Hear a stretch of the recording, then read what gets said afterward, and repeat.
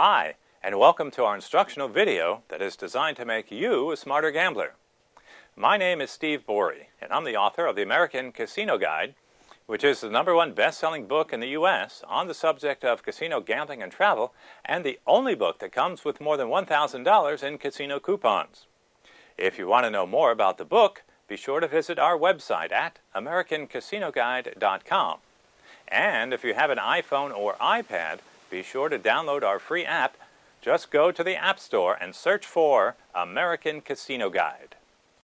In this video, Blackjack expert Henry Tamburin, who is the publisher of the Blackjack Insider newsletter, as well as the author of 8 books on casino gambling, gives details on the 5 biggest myths in the game of blackjack.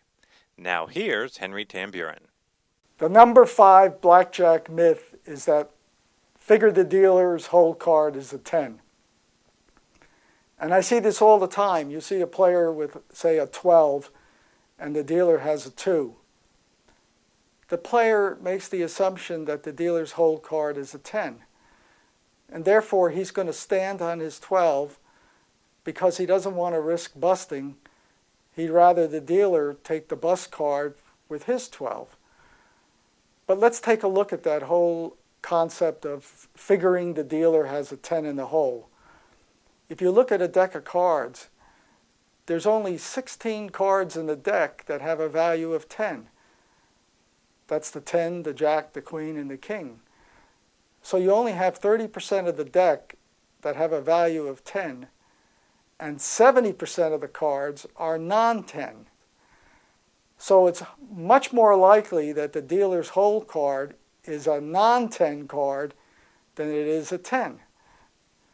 Now, the way you should play your hand is to use the basic playing strategy. And the basic playing strategy will take into consideration not only that the dealer has a 10 in the hole, but the dealer could have a 9, an 8, a 7, 6, and so on. And it averages all of those possibilities, and it comes up with this fact. The best strategy for your 12 against a dealer 2 is to hit. Therefore, you should never, ever figure the dealer for a 10 hole card.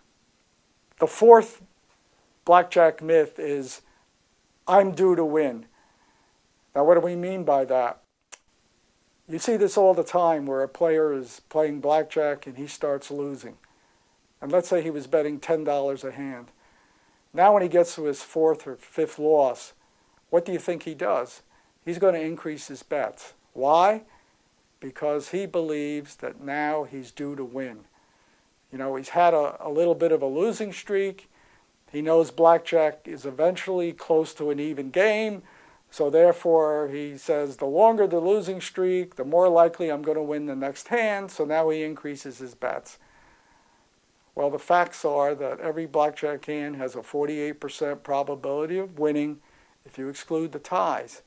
So the fact that you've lost 4 or 5 previous hands doesn't affect that chance of that 6th hand being 48% probability of winning, because the cards have no memory. So the last thing you want to do when you play blackjack is use the concept that you're due to win, therefore I should increase my bets. That is not going to make you win at blackjack, so don't do it.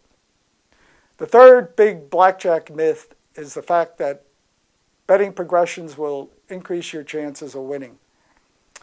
Most players use betting progressions when they play blackjack.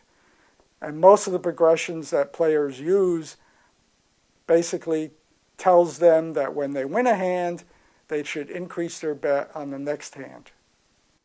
Number 1, and you got to keep this in mind, there has never ever been a mathematical study that has shown or demonstrated that the results of previous hands have an influence on future hands. Every hand in blackjack has a 48% probability of winning if you exclude the ties. So if I lost the previous hand, the very next hand I play, I have a 48% chance of winning. If I lost the previous 5 hands on that 6th hand, I still have a 48% probability of winning. The cards have no memory. The number 2 blackjack myth is that unskilled players will cause other players at the table to lose.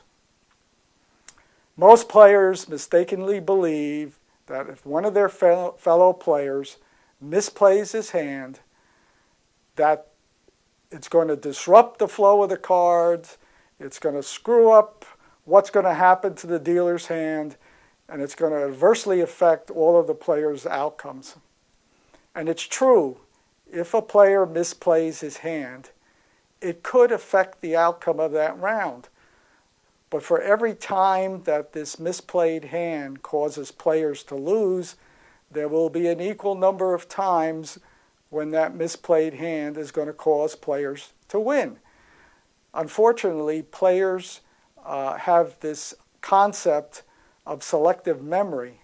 They'll only remember the times that they lose because somebody screwed up, but they won't remember the times when somebody does something bad at a table or misplays his hand and they win.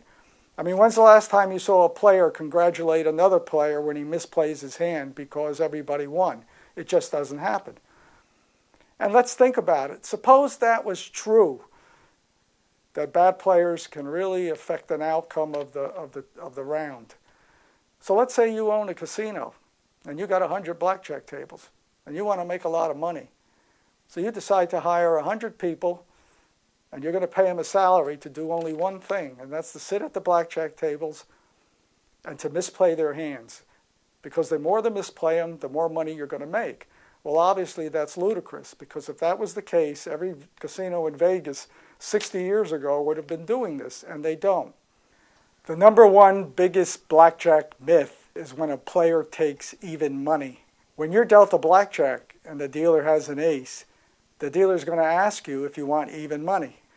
And most casino bosses will tell a player that the even money bet is a bet on a blackjack table that you cannot lose. And what he's saying is correct, but he only tells you half of the story. And I'm going to tell you the rest of the story. It's true, when you take even money, the dealer's going to give you a 1 times payoff for the bet that you make on the hand. So if you bet $10, you're going to win $10. However, the value of that even money bet that you just took is 1 times your bet. Keep that in mind now, 1 times your bet. Let's look at what the value of the blackjack hand is if you refuse the even money bet. And there's 2 scenarios that could happen. One is good and one is bad.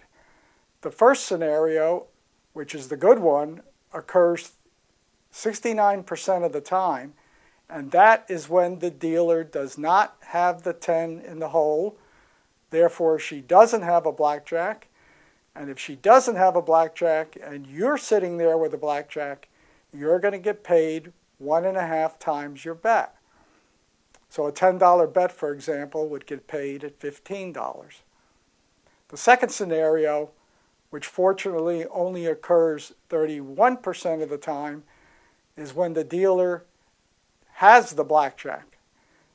If the dealer has a blackjack and you're sitting with a blackjack, well, you're out of luck now, and that's a push or a tie, and you don't win anything. So we have to average those 2 scenarios.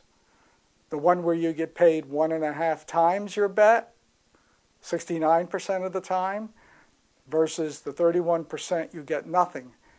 And when you do the arithmetic and you average those 2 outcomes, what you arrive at is an average bet of 1.04 times the amount that you bet. That's the value of that blackjack hand if you refuse the even money. So take a look at the 2 possibilities. You take even money and your value is 1 times your bet. You refuse the even money proposition and the value is 1.04 times your bet. So what's it better to do? Well, it's much better to take the 4% more money by refusing the even money proposition. And look at it from the casino's perspective. They know the value of a blackjack is 1.04 times the bet when the dealer has an ace. So they would gladly pay their players even money rather than the 1.04. And for them, it amounts to a big savings when you consider all the players over a 24-hour period that is going to get the even money proposition. So the next time you play blackjack and the dealer offers you the even money proposition, surprise the casino and refuse it. If you want to learn more about me and my books and newsletter, you can either go to my website, www.smartgaming.com, or www.bjinsider.com. If you like 3 free issues of my Blackjack Insider newsletter, then just go to this special website, www.bjinsider.com/free trial, just one word. Don't forget that you can see more of our educational gambling videos on our YouTube channel. Just go to youtube.com/American Casino Guide.